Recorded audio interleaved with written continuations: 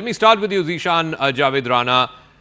You know, both Mr. Abdullah and Mehbooba Mufti seem to not come to terms with the verdict today by the Supreme Court, which is unanimous and it is unequivocal that Jammu and Kashmir will remain a part of India just like any other state. There are going to be no special provisions or special powers. The one thing there was Article 370, and that's been abrogated as the law stands today, and that's been held legally and constitutionally valid today by the Supreme Court. See, Zaka, we have always believed that Jammu and Kashmir has always been an integral part of India.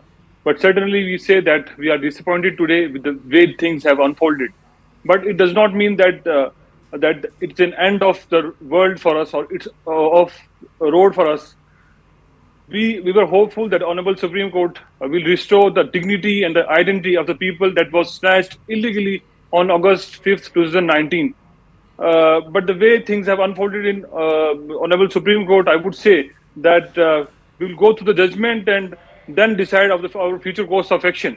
But Mr. Zeeshan, the court, there were no dissenting judgments today. All five judges agreed. Yes, there was three separate judgments, but all five judges agreed that the manner of abrogation and the fact that 370 was never intended to be a permanent provision. What do you have to say to that? See, Zaka just said that we will have to go through the judgment because it's a long judgment and we will go through it and decide our future course of action. But one thing is very clear. At the time when the instrument of exception was signed and the conditions were laid, things were pretty much clear, and Article 370 was made as a part of the constitution when Jammu and Kashmir became a part of India. And on the other day, I told you that we never merged with India. Jammu and Kashmir acceded with India, and that was the only condition. But now we respectfully disagree with the judgment of the Honorable Supreme Court, and we say that the National Conference will decide its future course of action in some time. So the National Conference, the PDP, is still reluctant to accept the new reality. The political reality is one thing which happened on 5th August 2019. That has now got a legal stamp of approval that, yes, it was constitutionally valid to abrogate Article 370, and the manner in which Parliament voted to abrogate Article 370 was constitutionally valid. But yet, the politics and the mainstream politicians of the Valley don't seem to accept. Is it that they've not come to terms with it, or is it that their politics dictates no other choice? Your second point is valid, Jaka. Their politics dictate other point. The fact is that the court categorically said Article 370 was a temporary provision. This is the court verdict I am reading. And also that power of parliament and legislature for state cannot exclude law-making power. And also that no internal sovereignty for Jammu Kashmir. I mean, this is there. I mean, there is part of the judgment, but they don't believe in the judiciary. You remember, Dhaka, when 370 was abrogated, these parties said that we will not contest any election till the time 370, Article 370 is brought back, or we will boycott every election. All three Gupkar gang, including Congress party, said so there in the Kashmir Valley. But after the election result, which happened, which were the Panchayat elections and the Block Development Council elections, they changed their stance, because they saw they are losing ground. I mean, in both elections they lost ground. So they knew that if we boycott now, we will be nowhere. No one will ask, no one will follow us. And then this happening today, that on ground people are not for 370 at all. They have seen how things have changed after abrogation of 370. How tourism has grown there, how all those stone pelting. I have a data with me on the stone pelting and other incidents, which says that terrorist initiated incidents were 228 and now it is 30.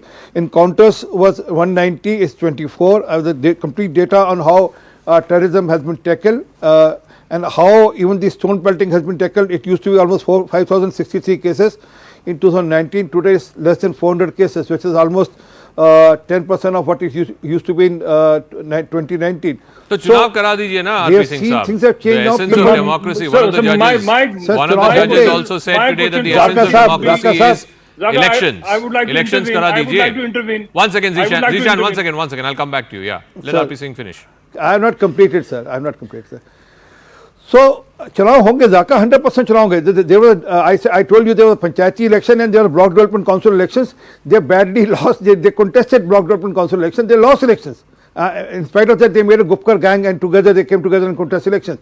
But that point aside, the issue is today both the parties are saying that we will contest elections. Election Radhi will contest election. Okay. So election honge. Now there is a deadline for elections that by 2024 September election has to happen.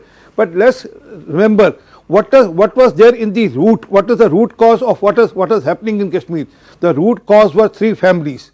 Root cause was 3 dynasties. That's the problem. And then now there are new challengers in the valley. Mark my word, next elections there will be new challengers in the valley who challenge these 3 dynasties. Okay, Ashish Dixit, the court also today said that the president's action, and I believe you were one of the respondents in this case, the president's action was not mala fide, that the president was not bound by the opinion of the Constituent Assembly, and in this case, since there was no Constituent Assembly, the government and by extension the president was free to decide on the abrogation of an article of the Constitution of India. He or she was not bound by the opinion of the Constituent Assembly. That again was a critical part of the judgment, a critical part that was challenged by the petitioners in this case, whether the government of India and by extension the President of India had the powers to order that presidential proclamation, the Constitutional Order 273 as it's known, abrogating Article 370, and the court has said yes, absolutely, there was no extraneous over-usage of power, neither was there any mala fide intent. Good evening, Zaka. Zaka, in this case, the argument of the petitioners who had challenged the application of Article 3670, they started with an absurdity in court and ended on an uncertainty.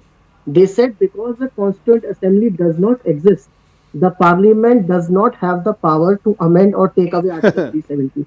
Even under Section Article 368, they said the Parliament does not have power. And when the court went ahead and said, are you saying that the Parliament, which is the supreme body of lawmaking, does not have this power? So they said, we are not sure, and in any case, that is not an issue. So that's why I say that it was an uncertain argument. The court has now very clearly said that the president had all the powers to take away or repeal the Article 370. The court further went one step ahead, that it was a policy decision taken by the highest body in this country, and the court cannot sit over and appeal over that decision. Plus, the petitioners were not able to demonstrate any mala fide anti-exercise that was conducted by the Therefore, in the totality of all the circumstances, the court found that the petitioners who had challenged the application of Article 70 have not satisfied the conscience of the court. All right, Ashish, we'll try and fix your audio. I think there's some problem with the audio. We'll try and fix that in a second. Let me ask Mr. Kuldeep Khoda this as a former DGP. You know, one of the arguments that was cited by the government, and RP Singh gave out some figures as well, that 370 was an impediment as far as the security of Kashmir was concerned, and that because of 370, the terrorist incidents had gone up, stone pelting was up, and there is data that the Home Ministry has shared with Parliament about how these number of incidents has come down in the last 4 years, whether it's stone pelting, whether it's terrorist incidents, etc.